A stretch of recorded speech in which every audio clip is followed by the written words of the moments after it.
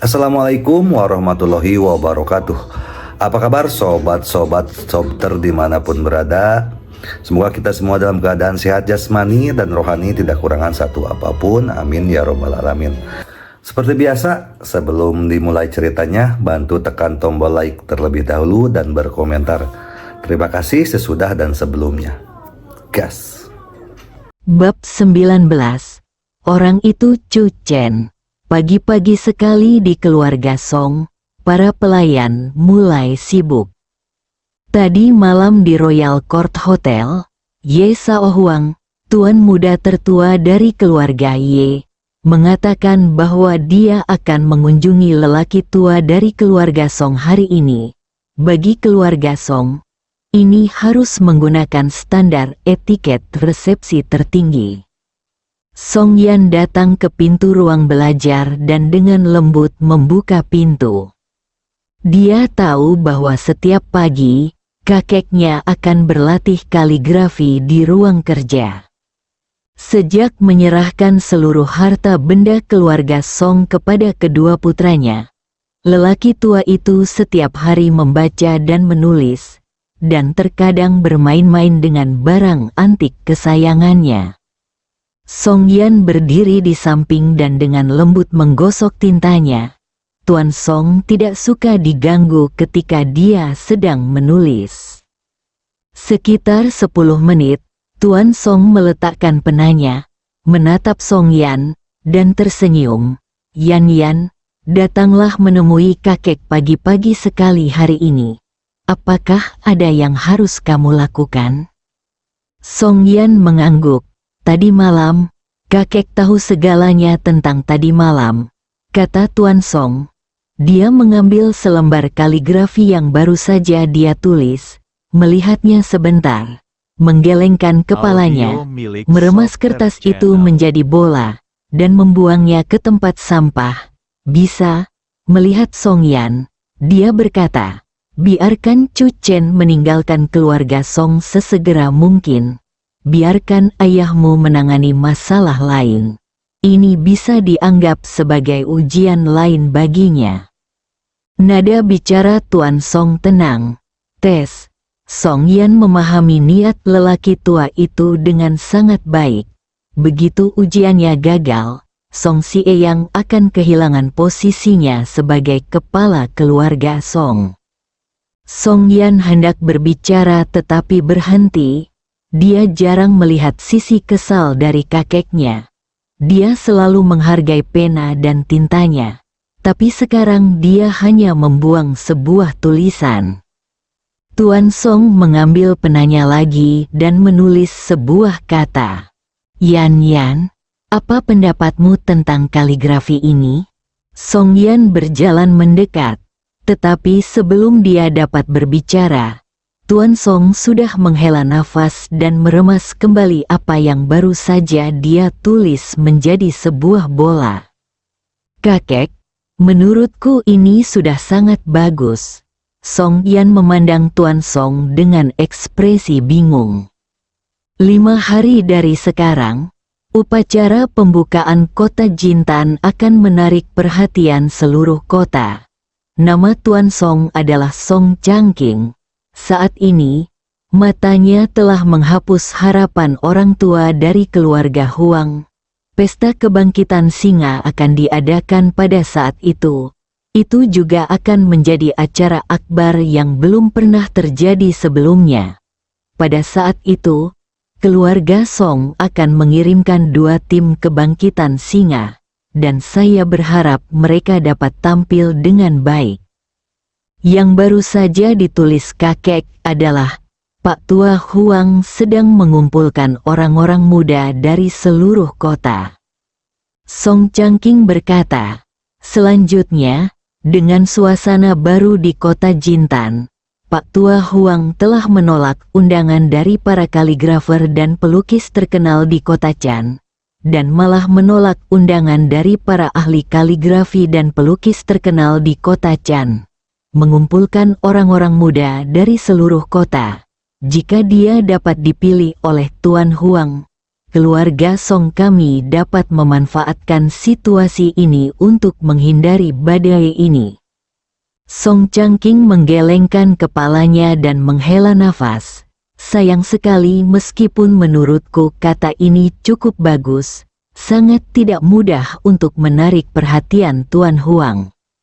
Kota Jintan, keluarga Huang, Song Yan secara alami sangat menyadari kekuatan keluarga Huang, keluarga paling berkuasa di kota Chan. Pantas saja kakek tidak mempedulikan apa yang terjadi tadi malam. Semua perhatiannya sudah tertuju pada kota Jintan. Keluarga Ye dan grup Rong masih mengandalkan diri mereka sendiri dalam perselisihan ini. Song Yan keluar dari ruang kerja, matanya menghapus kekhawatirannya. Dia merasa tidak tahu harus mulai dari mana. Bagaimana keluarga Song bisa menolak balas dendam bersama antara keluarga Ye dan keluarga Rong? Di gerbang, hanya ada beberapa lentera dan dekorasi warna-warni, dan keluarga Song sangat gembira. Song Sieyang keluar pagi-pagi sekali. Meski peluangnya kecil, dia tetap ingin keluar dan mencobanya. Su Yuexian memimpin keluarga Song untuk mempersiapkan kesopanan tingkat tertinggi untuk menerima tuan muda Ye yang akan datang ke keluarga Song. Melihat Song Yan datang, Su Yuexian memandang Song Yan dan mengerutkan kening. Yan, kamu berpakaian santai seperti ini, kembalilah dan ganti rok dan rias wajah. Song Yan melihat bahwa kakak perempuan tertua, kakak perempuan kedua dan yang lainnya juga telah kembali pagi-pagi sekali. Bagi mereka, masalah ini juga sangat penting. Jika keluarga kelahirannya tergantikan, maka akan berdampak besar pada status mereka di keluarga masing-masing. Ye Shaohuang tidak akan datang, kata Song Yan, memikirkan bagaimana Ye Shaohuang dipukuli tadi malam. Sebagai putra kebanggaan komunitas bisnis Canceng, Ye Shaohuang tentu saja tidak membiarkan noda apapun di tubuhnya. Mustahil bagi Ye Shaohuang untuk keluar. Keluarga Ye menyerahkan pengelolaan Royal Court Hotel kepada Tuan Muda Ye. Dan Tuan Muda Ye juga memiliki reputasi yang baik di komunitas bisnis Canceng. Lin Simping berkata, dia sebenarnya mengatakan dia akan datang mengunjungi lelaki tua itu hari ini, jadi dia pasti akan datang. Tuan Ye juga mengatakan tadi malam bahwa dia membuat janji dengan perwakilan keluarga Xia di Yangcheng untuk datang ke istana kekaisaran guna membahas masalah kerjasama. Jadi kami semua sepakat bahwa Tuan Ye akan datang pagi ini. Setelah mengunjungi lelaki tua itu, dia akan kembali ke istana kekaisaran untuk berdiskusi dengan keluarga Xia, bekerja sama. Zhou Jian berkata, ingatlah untuk mengingatkan Chu Chen bahwa dia tidak boleh keluar untuk menimbulkan masalah hari ini. Ngomong-ngomong, perjanjian perceraian yang baru telah disampaikan. Su Yuexian berkata, kamu kembali dan berganti pakaian yang lebih baik, dan biarkan Chu Chen mengemas hadiahnya. Jika waktunya habis, tanda tangani perjanjian perceraian dan segera dapatkan keluar. Su Yuexian merasa kesabarannya terhadap Chu Chen telah mencapai batasnya. Jika bukan karena Chu Chen, semuanya akan berjalan lancar tadi malam. Bukannya Song Xie yang keluar pagi-pagi untuk berlarian dan keluarga Song mengalami kesulitan seperti itu. Ingatlah untuk mengingatkan si bodoh itu.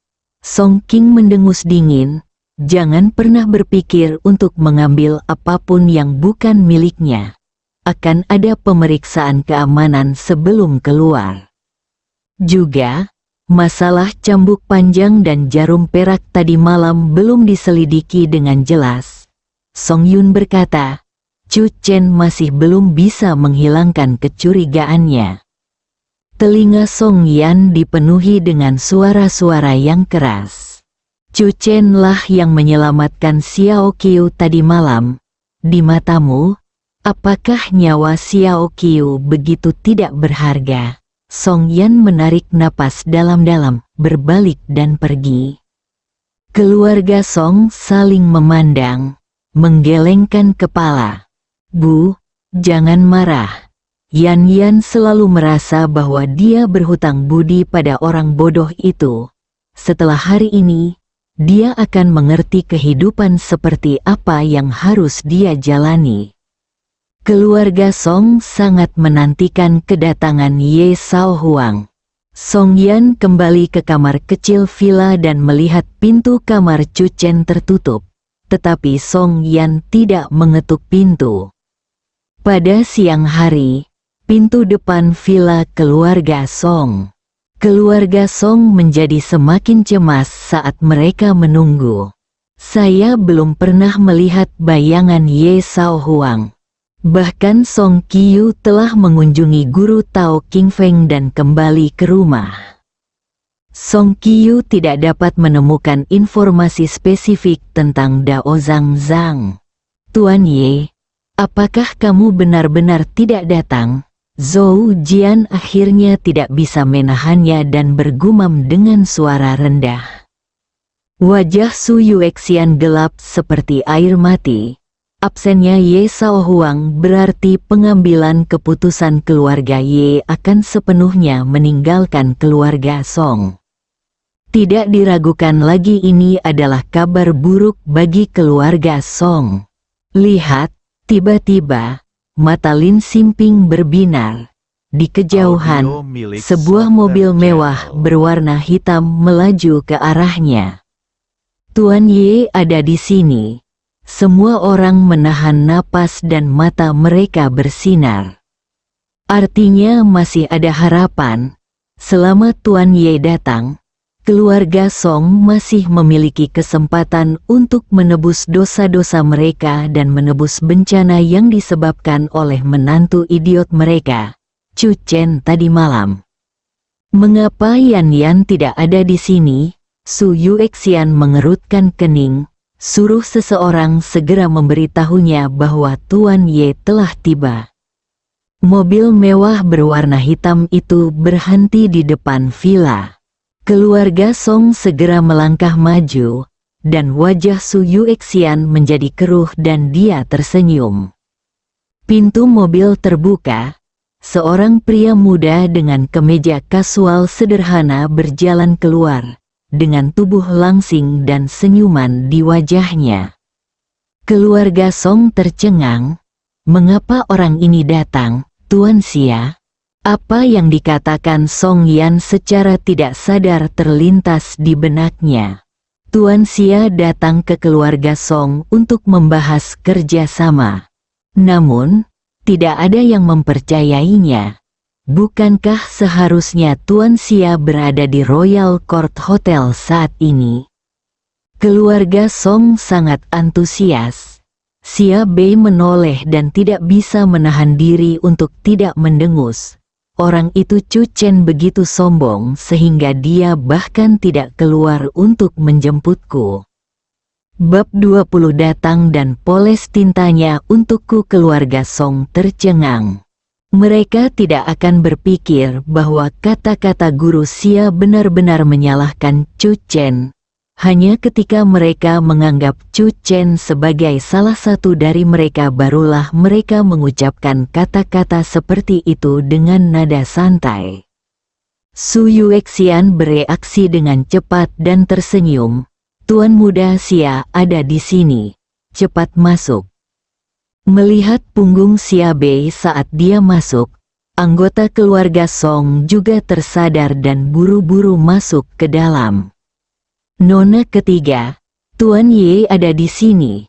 Di luar villa, seorang pengawal keluarga Song bergegas. Dia berbalik dan berjalan sebelum Xia Bei keluar dari mobil. Song Yan sedikit mengernyit. Tuan muda Ye sebenarnya ada di sini? Ini di luar dugaannya. Setelah beberapa saat, Song Yan duduk dan membaca dengan tenang. Dia telah menjelaskan bahwa Ye Sao Huang tidak ada hubungannya dengan dia. Pintu kamar Chu Chen terbuka. Song Yan melihatnya dan melihat bahwa pria ini telah mengunci diri di kamar sepanjang pagi, dan dia tidak terlihat seperti sedang mengemasi barang bawaannya. Istriku, Chu Chen merasa semakin dia berteriak, semakin lancar dia mengatakannya. Dia berjalan mendekat sambil tersenyum, memegang bungkusan di tangannya. Ini untukmu. Audio milik Sob Song Yan Channel. tertegun dan mengambil bungkusan itu. Hasil karyanya cukup indah. Chu Chen, kamu pasti melakukan menjahit setiap hari sebelumnya. Song Yan menatap Chu Chen dan harus mengakui, wajah ini cocok untuk makan nasi lembut. Ada jimat yang aku buatkan untukmu secara pribadi di dalam sachet. Chu Chen tersenyum. Jika melatih keterampilan penggulungan sutra 1000 jarum Jiuk Xuanmen adalah menjahit, Chu Chen melatihnya setiap hari sebelum turun gunung. Jika kamu memakainya di tubuhmu, tidak ada hantu atau monster yang bisa mendekatimu. Song Yan tidak bisa menahan diri untuk tidak memutar matanya, lalu mengangkat liontin giok di tubuhnya. Liontin giok ini adalah jimat yang diminta oleh Tao Zhang untuk semua orang di keluarga Song. Apakah jimatmu lebih kuat daripada jimat Tao Zhang? Chu Chen meliriknya dengan sedikit jijik. Ini adalah level saya ketika saya berusia 6 tahun. Song Yan tidak bisa menahan diri untuk tidak memutar matanya lagi. Namun, Song Yan masih menyimpan sachet Chu Chen. Kaisar muda Ye ada di sini. Kamu bisa bersembunyi sebentar. Xiao Qiu akan mengirimmu pergi malam ini. Song Yan berhenti, menatap Chu Chen, dan berkata, laki-laki masih harus mengutamakan karir mereka. Chu Chen merasa malu dan mengangguk berulang kali. Ayo jalan-jalan di tepi danau. Chu Chen berinisiatif. Kalau tidak, seseorang akan membawamu ke sana nanti. Song Yan ragu-ragu dan berdiri. Setidaknya, pria di hadapannya masih menjadi suami nominalnya hingga saat ini. Song Yan tidak membenci Chu Chen. Adapun Ye Sao Huang, Song Yan sudah melihat matanya yang seperti binatang buas tadi malam. Karena keluarga Song tidak mampu menyinggung Ye Sao Huang, mereka harus menjauh darinya. Keduanya keluar, bukan ke villa pusat yang mewakili identitas pemilik keluarga, melainkan berjalan-jalan di sepanjang danau Song. Chu Chen, di mana rumahmu? Song Yan tiba-tiba bertanya karena penasaran. Chu Chen berhenti dan ekspresinya mengungkapkan kerinduannya. Keluargaku ada di ibu kota. Aku adalah tuan muda dari keluarga Chu, keluarga terbesar di Tiongkok. Sejak kecil, hei, istriku, mengapa kamu pergi? Chu Chen menyusul beberapa langkah. Song Yan bahkan tidak tahu berapa kali dia memutar matanya hari ini. Tiba-tiba dia merasa bahwa lebih baik bagi Chu Chen untuk tetap menjadi orang bodoh. Setidaknya dia tidak akan membual seperti ini. Bahkan keluarga pertama Tiongkok telah angkat bicara. Song Yan belum pernah mendengar tentang keluarga Chu di antara keluarga kaya di ibu kota. Keduanya berjalan di sepanjang danau, berbicara beberapa patah kata dari waktu ke waktu. Meskipun mereka telah bersama siang dan malam selama 5 tahun, Chu Chen selalu tampil di depan Song Yan sebagai orang bodoh selama 5 tahun ini, dan tidak ada topik umum di antara keduanya. Nona ketiga, suara kakak ipar Siang terdengar dari belakang. dan dia berlari sambil terengah-engah. Akhirnya aku menemukanmu. Mereka pasti mengirim seseorang untuk mendesak kita lagi, Chu Chen berkata. Biarkan mereka kembali dan beritahu Tuan Ye untuk tidak mengganggu jalan-jalan pasangan kita. Tidak. Kakak ipar Siang menggelengkan kepalanya. Orang yang datang berkunjung bukanlah Tuan Ye, tapi tuan muda dari keluarga Xia. Chu Chen dan Chu Chen saling memandang. Segera, keduanya mendekati aula villa secara berdampingan. Semua orang di keluarga Song ada di sini, dan bahkan Song Xieyang telah kembali dari jalan-jalan. Dari raut wajah Song Xieyang, terlihat jelas bahwa dia tidak mendapatkan apapun dari perjalanan ini. Mata semua orang terfokus pada Chu Chen, dengan ekspresi rumit dan tidak percaya. Tuan muda dari keluarga Xia telah menyebut nama Chu Chen beberapa kali sejak dia memasuki rumah.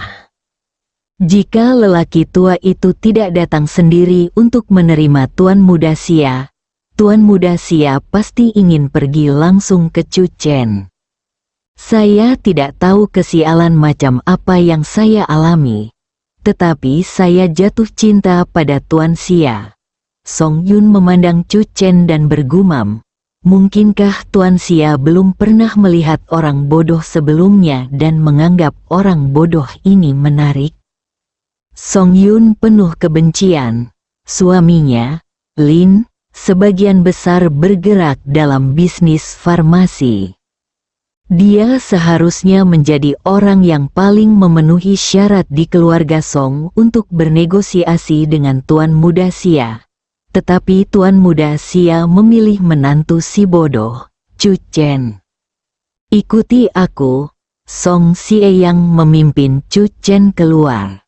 Song Yan tampak bingung. Su Yuexian berkata, Tuan Xia dan kakekmu pergi ke ruang kerja.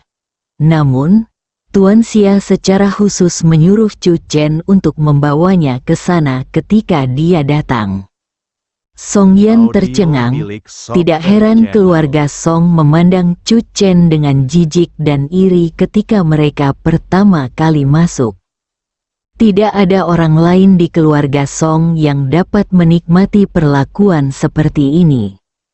Di depan ruang belajar, Song Xieyang terkejut ketika dia melihat Song Changqing berdiri di luar ruang kerja. Song Changqing memiliki senyuman di wajahnya dan sepertinya sedang dalam suasana hati yang baik. Xiao Bei berkata bahwa dia terbiasa sendirian dan pendiam saat menulis. Mohon tunggu sebentar. Saat ini, suara Xiao Bei segera terdengar dari ruang kerja. Apakah Chu Chen ada di sini? Biarkan Chu Chen masuk dan memoles tintanya untukku. Song Changqing melirik Chu Chen. Dia bertemu dengan menantu keluarga Song ini pada hari pernikahan Chu Chen dan Song Yan. Setelah itu, Chu Chen tidak pernah terlihat oleh Song Changqing. Pintu ruang belajar terbuka. Chu Chen melangkah masuk dan melihat ke atas. Melihat Xiao Bei duduk di kursi, dengan sedih, memegang kuas tulis di tangannya.